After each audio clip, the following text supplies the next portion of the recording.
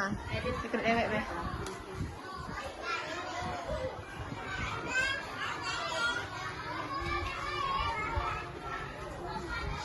Assalamualaikum warahmatullahi wabarakatuh. Dari Universitas Muhammadiyah Prodi PTIP, mahasiswa semester 8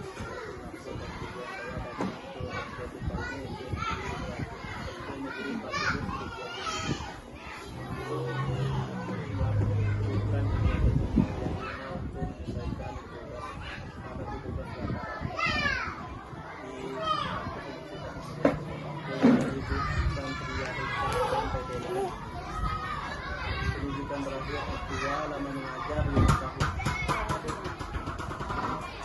Ini ada beberapa pertanyaan mengenai kurikulum dan kapan pengajaran. Kebetulan Ibu sebagai guru kelas 4. Apa yang Ibu ketahui tentang kurikulum Merdeka?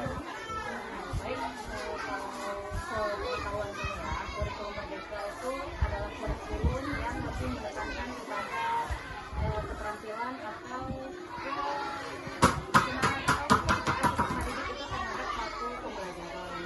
Kurikulum Merdeka itu lebih tepatnya di mana siswa lebih banyak berperan aktif daripada guru-guru yang sebagai fasilitator, anak itu sebagai yang lebih melakukan kegiatan tersebut. Kemudian perbedaan antara kurikulum Merdeka dan kurikulum sebelumnya itu kurikulum Sarjana.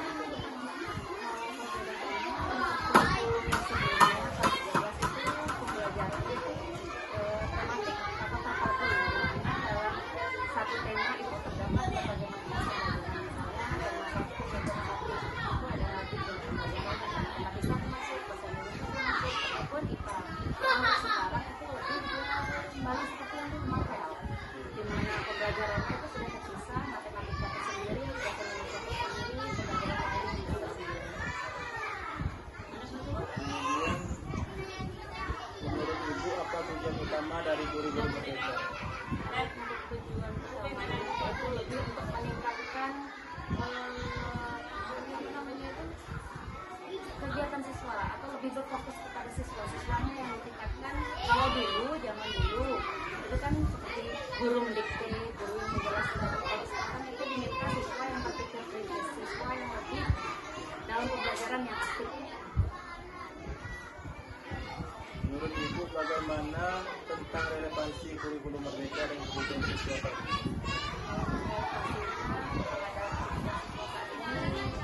Ya berkaitan ketentuan lah, karena siswa sekarang zaman sekarang itu kan diharapkannya untuk kedepannya itu lebih, misalnya minatnya itu lebih dimajukan lagi, lebih didominankan lagi minatnya. Apabila siswa ini misalnya dia lebih di dalam pelajaran itu matematikanya lebih unggul dari pembelajaran yang lain. Nah, matematikanya perlu dimajukan lagi, perlu ditingkatkan.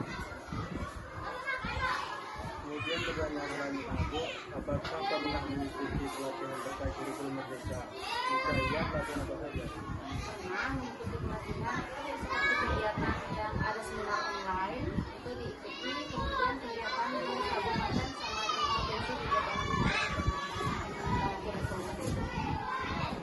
Kemudian apakah pelatihan tersebut membantu dalam memahami dan mengimplementasikan kurikulum Merdeka? Alhamdulillah sangat membantu.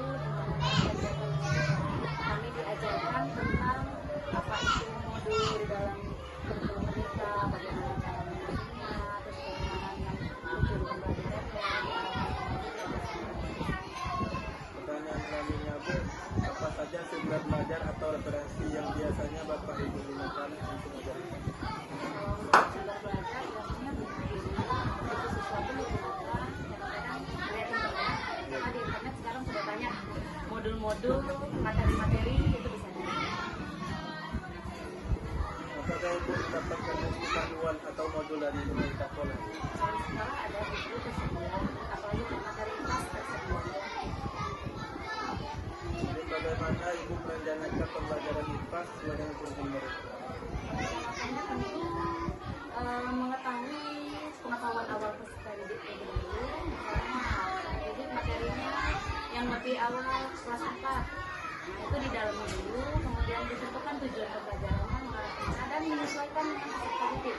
Misalnya di lingkungan sekolah yang lebih dekat dengan peserta didik untuk membuat modulnya. Dicarikan materinya yang dekat dengan Metode atau pendekatan apa saja yang biasa Ibu gunakan dalam mengajar IPA?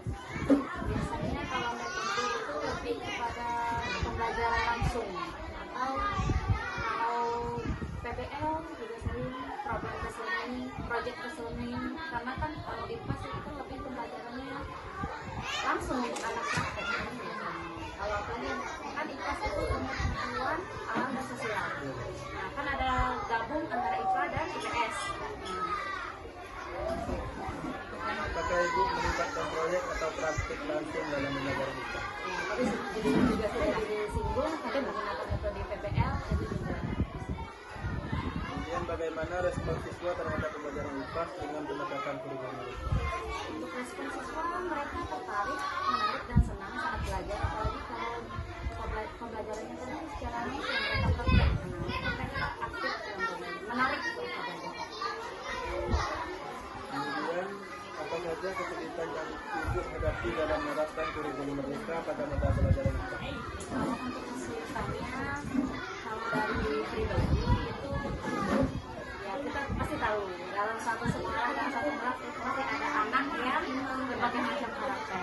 Nah, ada yang nakal, ada yang bisa menggunakan, ada yang tidak. Nah, kesulitannya itu untuk anak yang sulit diatur. Itu kadang mereka praktek yang ini mereka yang ini praktek yang ini tidak benar. Apakah Ibu mengalami kesulitan dalam memahami modul atau pelajaran IPA? Itu alhamdulillah tidak pernah kesulitan sama dulu sendiri yang bisa. Apakah sarana dan prasarana sekolah mendukung penerapan kurikulum merdeka khususnya dalam pembelajaran IPA? Sarana dan prasarana ada tersedia tapi tidak terlalu lengkap, tapi ada mendukung dari sekolah. Kalau misalnya tadi guru meminta itu kesepakatan oleh sekolah-sekolah untuk melengkapi. Kalau tidak ada yang menggunakan alat yang seadanya.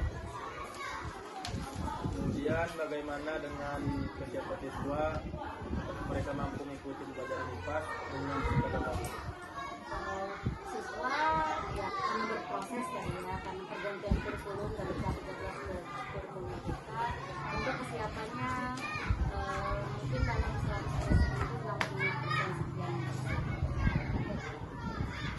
Kemudian bagaimana langkah atau strategi yang Ibu lakukan untuk mengatasi kendala dalam penerapan kurikulum merdeka? Langkah strategi tentunya yang pertama harus belajar karena di internet sudah banyak tersedia YouTube, ikuti seminar, itu untuk dan bertanya kepada teman-teman yang lebih pernah sejawat yang lebih paham. Kemudian bagaimana Ibu berdiskusi atau berkolaborasi dengan guru lain dalam mengatasi kesulitan? Kalau untuk kami di sekolah, kami ada kelompok belajar atau kombel. Ya, nah di dalam forum tersebutlah kami berdiskusi bersama-sama untuk mengatasi masalah. Kemudian bagaimana dukungan kepala sekolah atau pihak lain dalam memberikan dukungan dalam proses belajar? Kalau dari kepala sekolah, dukungannya tentu kalau ada kegiatan atau pembelajaran yang sangat fokus kepada siswa saat sangat berguna siswa itu memberi arahan. Kemudian bagaimana harapan Ibu terhadap pelaksanaan kurikulum merdeka ke depan? Harapannya semoga kurikulum merdeka ini karena yang diharapkan kurikulum merdeka itu kan berfokus kepada siswa. Tapi kalau yang dialami guru itu memberatkan dari perangkat ajarnya. Perangkat ajarnya terlalu banyak yang perlu dilengkapi oleh guru, kalau bisa dikurangi. Karena berharap untuk siswa lebih aktif, lebih fokus ke siswa. Tapi gurunya difokuskan mengikuti pelatihan ini, pelatihan itu.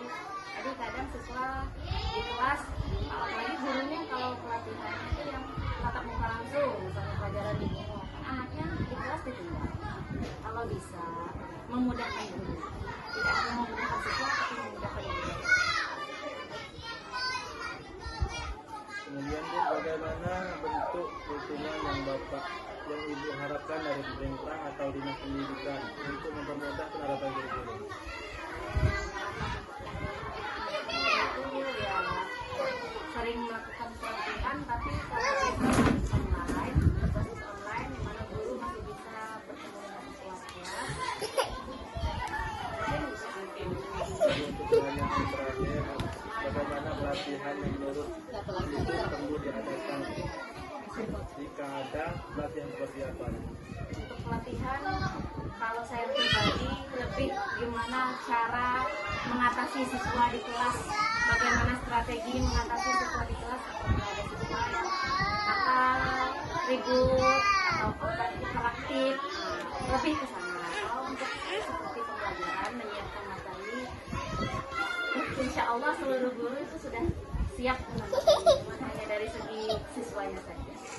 Mungkin hanya itu yang dapat saya sampaikan punya dan